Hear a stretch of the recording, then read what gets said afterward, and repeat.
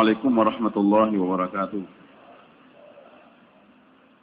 Bismillah, alhamdulillah, wassalatu wassalamu ala rasulillah Sayyidina wa maulana Muhammad ibn Abdullah wa ala alihi wa man ittaba'a hudah. Amma ba'd.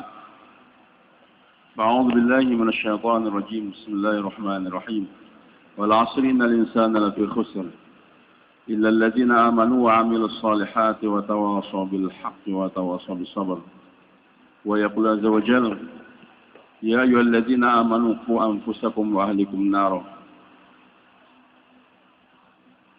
ويقول أيضا وقرنا في بيوتكن ولا تبرجنا تبرج الجاهلية الأولى وأقمنا الصلاة وآتينا الزكاة وأطيعنا الله ورسوله إنما يريد الله ليذهب عنكم الرجس البيت ويطهركم تطهيرا وَاذْكُرْنَا مَا يُتْلَى فِي بُيُوتِكُنَّ مِنْ آيَاتِ الْحِكْمَةِ إِنَّ اللَّهَ كَانَ لَطِيفًا خَبِيرًا ويقول رسول الله صلى الله عليه وسلم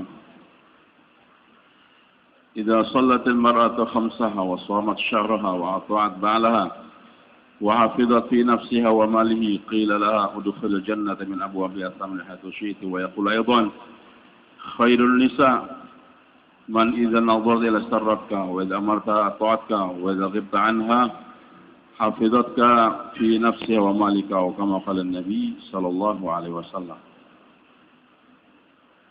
Hadirin yang dimuliakan oleh Allah Subhanahu wa taala. Allah yang menciptakan kita ini manusia. Allah ciptakan laki-laki dan wanita. Dan ini merupakan tanda kebesaran Allah. Tanda kekuasaan Allah. Dan tanda kasih sayangnya Allah kepada umat manusia. Allah berikan kepada kita untuk kaum laki-laki pasangan wanita dan juga wanita diberikan pasangan kaum laki-laki.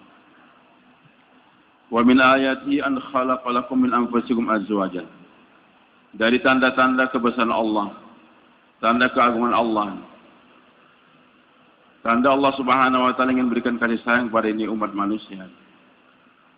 An khalaqa lakum min anfusikum azwajan. Yaitu Allah menciptakan untuk kalian kaum laki-laki dari diri kalian sendiri azwajan, pasangan-pasangan, yaitu kaum wanita.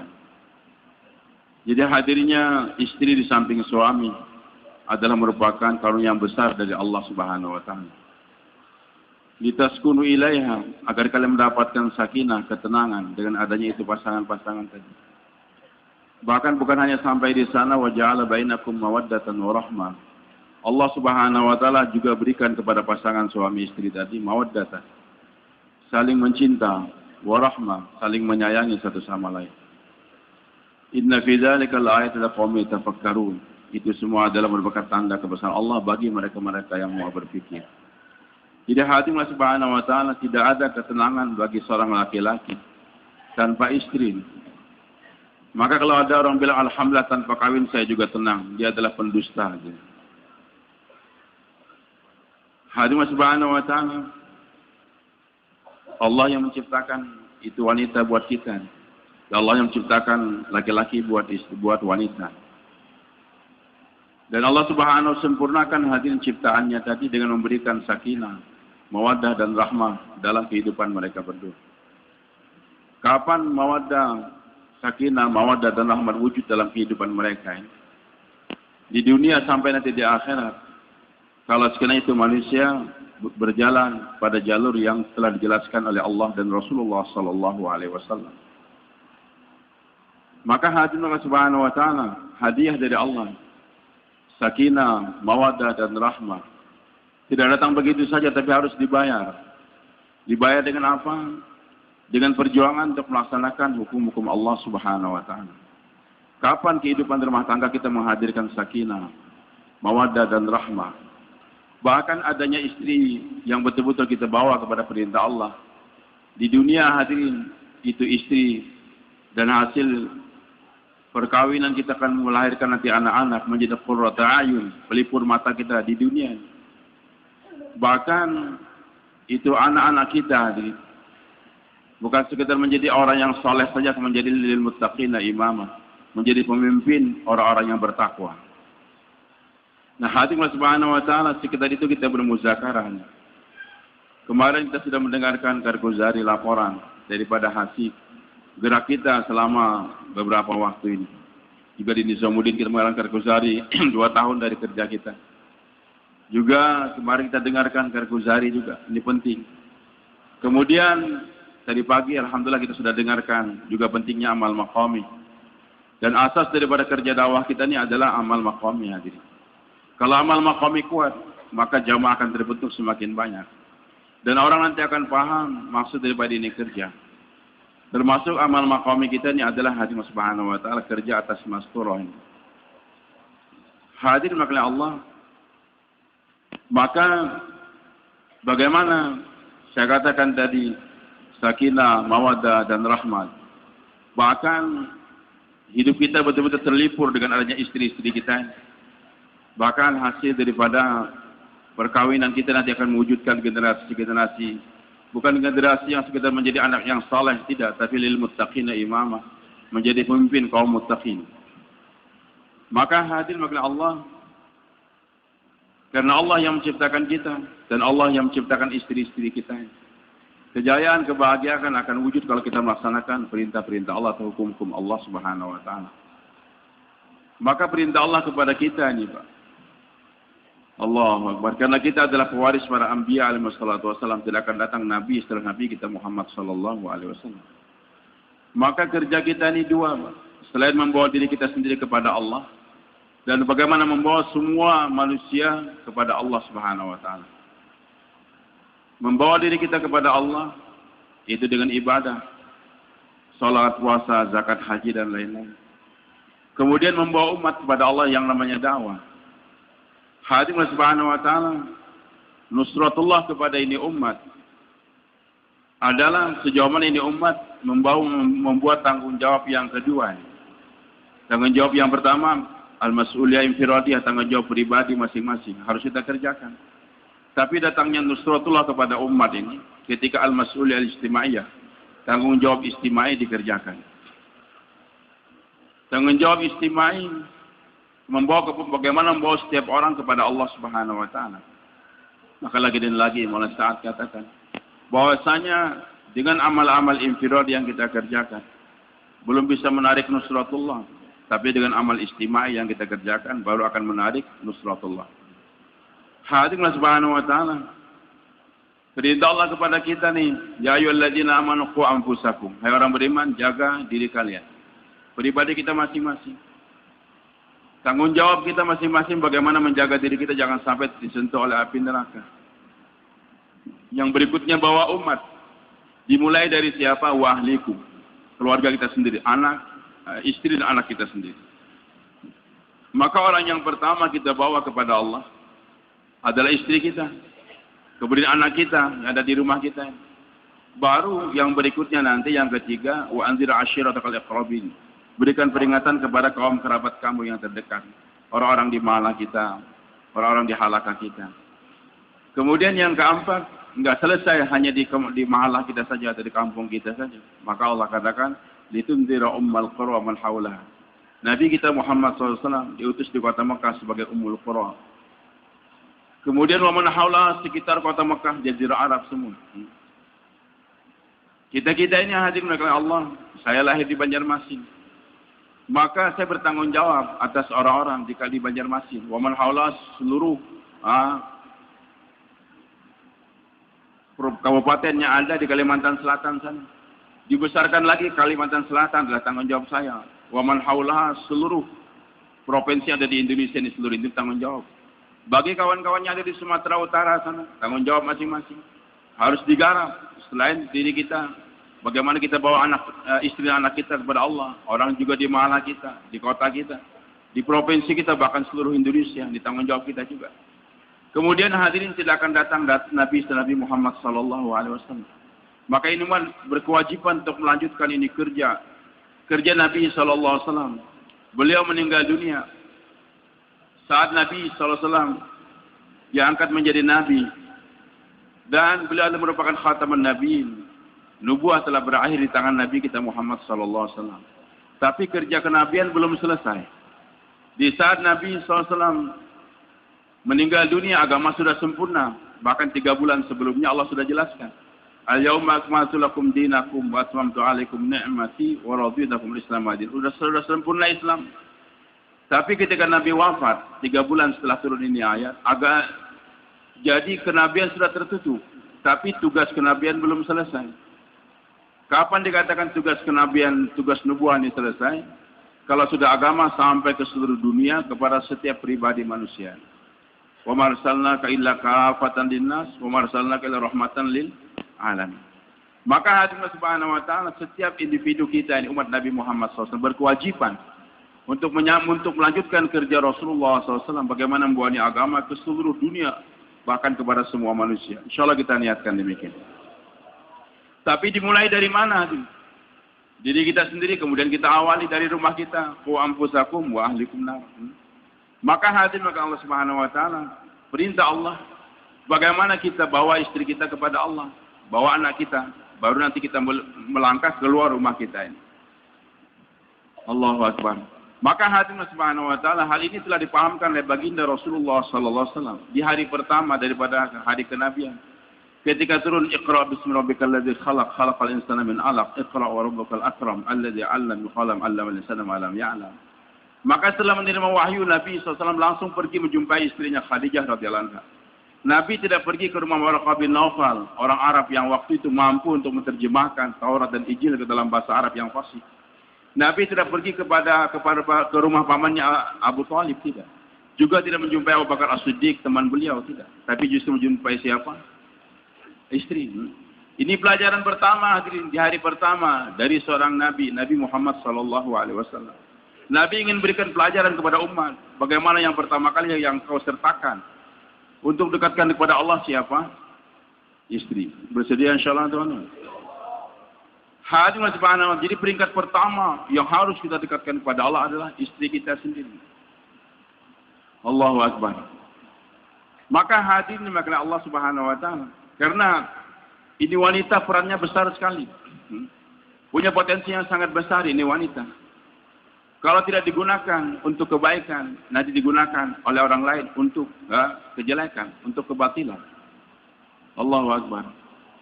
Hadirin Subhanahu wa taala, kalau wanita ini dia beriman pada Allah dan ada kekuatan iman, maka itu wanita mampu untuk mengerjakan pekerjaan yang boleh dikatakan nggak bisa diselesaikan oleh laki-laki.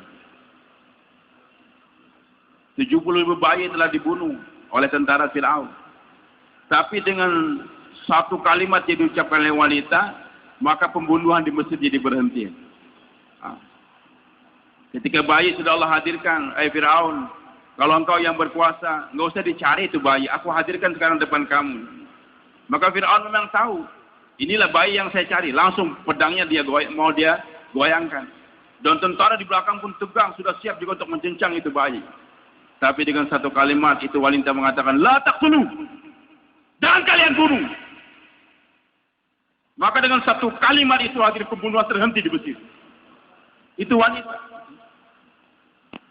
Tentara nggak bisa menasihati Fir'aun untuk menghentikan pembunuhan, tidak bisa. Tapi itu wanita dengan kekuatan imannya, dengan satu kata, la taqtulu, jangan kalian bunuh ini bayi. Maka Fir'aun nggak berani membunuh. Tentara juga nggak berani membunuh. Bahkan Fir'aun sibuk hanya untuk mencarikan makanan buat Nabi Musa alaihissalam. Satu orang laki-laki mencoba menjadi manusia yang paling jahat di dunia ini. Namanya Umar. Ketika masyarakat Quraisy berkumpul, siapa yang akan menyelesaikan membunuh ini Nabi ini? Kata Umar, kalian diam semua, aku saja sudah sendiri. Dan Abu Jahal pula percaya memang Umar yang paling pantas untuk bisa melakukan perbuatan ini. Dan Nabi sudah katakan, manusia yang paling jahat adalah manusia yang membunuh Nabi dan dibunuh Nabi, ataupun yang dibunuh Nabi. Itu saja. Jadi manusia yang paling jahat siapa? Yang membunuh Nabi ataupun yang dibunuh Nabi. Maka Nabi SAW hanya membunuh satu orang saja dalam kehidupan beliau. Nggak mau menjadikan umatnya paling jahat. Tapi Umar ingin tampil manusia paling jahat. Datang dengan pedang terhunus. Ingin membunuh Nabi SAW. Tapi apa yang terjadi? Ketika di pertengahan jalan, belok ke rumah adiknya. Dia pukul itu adik. Dan Ipa dipukul juga. Itu perempuan lemah dia secara jasa. Tapi dengan kekuatan iman dia berteriak, ya Umar, if'al bina ma tasha, fa inna la natrukul Islam. Wahai Umar, kerjakan apa yang kau mau. Kami enggak akan tinggalkan ini Islam. Perempuan itu lemah, tapi kekuatan imannya ada di dada dia, menyebabkan Umar yang keras. Jadi, nggak bisa berbuat apa-apa dia. Lunglai di depan itu kata-kata wanita. Sebagaimana Fir'aun nggak bisa bicara, Umar pun juga begitu. Akhirnya dia merayu, dia katakan, coba baca apa yang kalian baca tadi. Najis kamu, mandi dulu. Itu wanita hadir bisa menundukkan, memerintahkan itu laki-laki yang garang, yang ingin menjadi wakil preman-preman semua di masyarakat Quraisy waktu itu. Akhirnya Sayyidina Umar mendengarkan Al-Quran dibacakan, bersipu menangis, bawa aku untuk menjumpai Nabi Muhammad SAW. Dan ternyata dia menjadi seorang khalifah berikutnya. Sehingga Nabi katakan, kalau ada Nabi sesudah aku nanti, maka Umar yang akan jadi Nabi. Ini kekuatan wanita.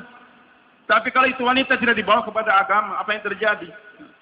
Satu orang Nabi bisa dimasukkan penjara gara-gara itu wanita.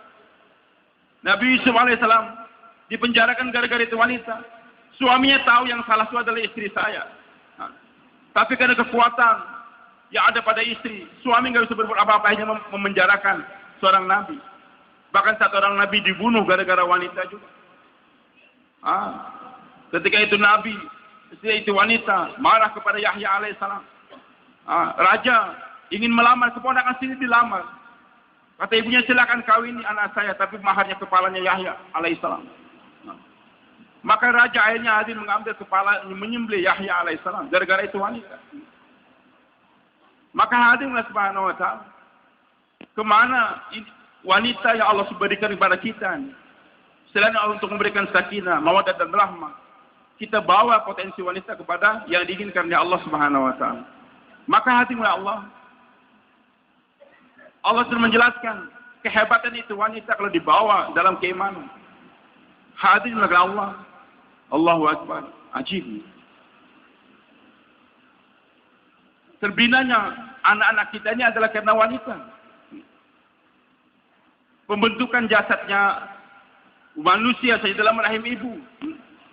Maka pembentukan rohani ini manusia juga Allah serahkan kepada wanita lebih banyak. Dalam pangkuan ibunya 2 tahun lamanya. Kemudian lagi masih bersama ibunya terus. Sampai dia nanti setelah 7 tahun baru masuk sekolah. Mulai berpisah dengan ibunya. Nah kalau pembentukan jasad saja Allah serahkan kepada wanita. Nggak ada laki-laki yang hamil kan. Maka pembentukan rohani juga diawali oleh seorang ibu. Bahkan pendidikan menjelaskan dalam Al-Quran. Mulainya pendidikan itu. Bukan dari ayunan serpahikil yang lain. Dari kehamilan. Dari kehamilan. Allahu Akbar. Gerak-gerik seorang ibu ini waktu hamil itu memberikan kesan kepada anaknya. Makanya sekarang banyak di dunia pendidikan umum di Eropa nih, di Amerika juga. Dinasihatkan kalau seorang ibu ingin menjadikan anaknya sebagai seorang dokter, maka digalakan ibu-ibu yang hamil. Supaya rajin-rajin membaca buku tentang kedokteran, tentang pengobatan. Kalau ingin anaknya sebagai seorang lawyer, ahli hukum, maka ibu yang sedang hamil digalakan untuk hadir di persidangan, membaca buku tentang hukum. Dan lain-lain sebagainya. Dari mana mereka dapatkan itu? Mereka mengkaji, membaca Al-Quran. Tapi untuk mendapatkan kemanfaatan keduniaan saja. Maka Allah telah memberikan gambaran kepada kita. Ketika Hana radhiyallahu anha, istrinya Imran. Dia hamil. Dan melihat keluarga beliau Yahya Zakaria alaihissalam. Lagi dan lagi mendoa dan mendoa ingin bagaimana punya anak. Meneruskan ini kerja. Ternyata belum punya anak. Maka di saat Hana radhiyallahu anha dalam hamil, apa yang dirisaukan oleh Zakaria alaihissalam, Allah masukkan juga ke dalam pribadi dia ini. Akhirnya dia menazarkan bayi yang dalam rahim dia ini. Rabbi inni nazartu laka ma fi batni muharrara fataqabbal minni innaka antas samiul alim. Ya Allah, saya nazarkan bayi yang dalam rahim saya ini, karena Zakaria sampai sekarang enggak punya anak. Enggak apa-apa, anakku yang akan menjadi muharraran, bebas dari kerja dunia khusus untuk mengerjakan kerja agama saja, melanjutkan kerja keluarga yaitu Zakaria alaihissalam. Nah hadirlah Allah berkat nazarnya seorang wanita tadi. Dan untuk kita sekarang nggak boleh lagi untuk menazarkan anak kita begitu. Minimal diniatkan. Jadi berkat niat itu wanita tadi untuk menjadikan anaknya sebagai seorang dai, muharraran, khusus mengerjakan kerja agama saja. Waktu itu memang orang-orang, ulama-ulama ataupun pemimpin agama di waktu itu adalah khusus kerjanya untuk kerja agama tadi. Maka kesan daripada niat seorang ibu tadi, lahirlah anak yang soleh. Tapi ternyata yang lahir adalah Maryam, wanita. Maka dengan nada agak penyesalan dia katakan, ini wada'tuha unsa, ya Allah saya melahirkan wanita. Tapi karena sudah dinadarkan diserahkan juga kepada Zakaria alaihissalam untuk dipelihara. Maka hadirin Allah berawal daripada pendidikan dari rahim ibu tadi. Akhirnya Allah wujudkan Maryam radhiyallahu anha. Dan siapa itu Maryam? Kita lihat bagaimana ayat-ayat Allah tunjukkan. Dia Allah jadikan sebagai manusia yang menjadi tempat pelahiran daripada kudratullah. Dan dari Maryam juga lahir Nabi Isa alaihissalam. Hadirin Allah Subhanahu wa taala. Maka sekarang banyak program-program nih. Yang saya tahu kemarin ada beberapa ahli tarbiyah dari Saudi datang. Dia katakan kami sekarang di Saudi Arabia ada program khusus untuk wanita-wanita yang hamil. Berkumpul di suatu kamar. 1 jam, 2 jam, 1 hari. Untuk membacakan Al-Quran saja. Itu wanita-wanita membaca Al-Quran. Satu sama lain mendengarkan. Itu rutin program kami. Maksudnya apa? Baca bacaan Al-Quran yang dibacakan dan didengar oleh wanita hamil tadi itu akan berkesan berpengaruh kepada itu bayi tadi. Begitulah Allah Subhanahu wa taala. Susu yang diminumkan juga kepada itu bayi dalam gandengan ibunya, semua akan memberikan kesan kepada perilaku itu anak. Nah, Allah Subhanahu wa taala, bahkan Allah Subhanahu wa taala telah menjelaskan kepada kita agar kita paham bahwasanya terdidiknya seorang anak atau generasi bergantung daripada wanita. Walaupun tanggung jawab utama Allah berikan pada laki-laki, tapi peran itu dipegang oleh kaum ibu. Wal balad thayyibu yakhruju nabatu bidzrabi wallazi khabutha la yakhruju nakida. Tanah yang subur tidak akan tumbuh, tanah yang subur akan tumbuh daripada tanaman yang subur pula. Negeri yang subur akan tumbuh tanaman-tanaman yang subur, sedangkan tanah yang gersang jangan diharap kecuali akan tumbuh tanaman yang tidak baik pula. Guru kami ketika mengajar tafsir menjelaskan yang dimaksud dengan balad di sini kata beliau adalah wanita. Berasal daripada wanita yang soleh akan lahir anak yang soleh. Dari wanita yang tidak baik jangan diharapkan lahir anak yang baik illa man rahimah rabbuh.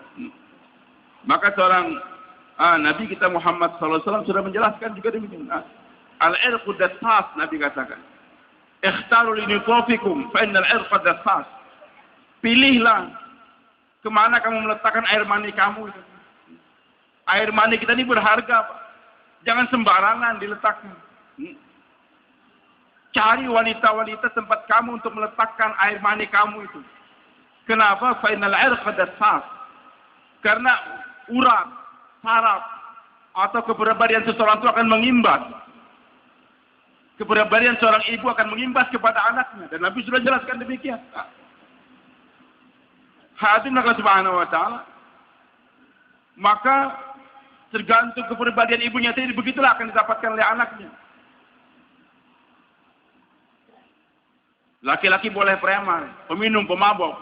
Tapi kalau istrinya masih taat, insya Allah masih diharapkan akan lahir anak yang taat. Suaminya Nabi, wali. Tapi kalau istrinya nggak terbina dengan benar, Allah sudah menceritakan dalam Al-Quran, Kan'an. Siapa itu Kan'an? Anak Nabi Nuh alaihissalam. Setiap hari seorang Nabi Nuh memberikan pendidikan kepada anaknya. Tauhid, uluhiyah, rububiyah, asma wa sifat, dan sebagainya. Diajarkan setiap hari. Tapi aneh, di hari terakhir ketika diajak naik kapal itu anak nggak mau. Tapi itu anak yang berikut yang lain, Ismail alaihissalam. Sejak bayi dibawa di tempat, di lembah, yang nggak ada kehidupan di sana. Nabi Ibrahim pun kembali ke Palestina, medan kerja beliau. Tapi aneh, ketika berumur 8 atau 13 tahun dalam ayat yang kedua, itu anak belum pernah disentuh oleh pendidikan bapaknya. Dan terus terang Nabi Ibrahim katakan sampainya di Mina, Inni ara fil manam anni azbahuka fanzur madza tara. Hai anak, saya mimpi dan mimpi seorang nabi adalah mimpi yang benar. Saya mimpi untuk menyembelih kamu. Bagaimana pendapat kamu?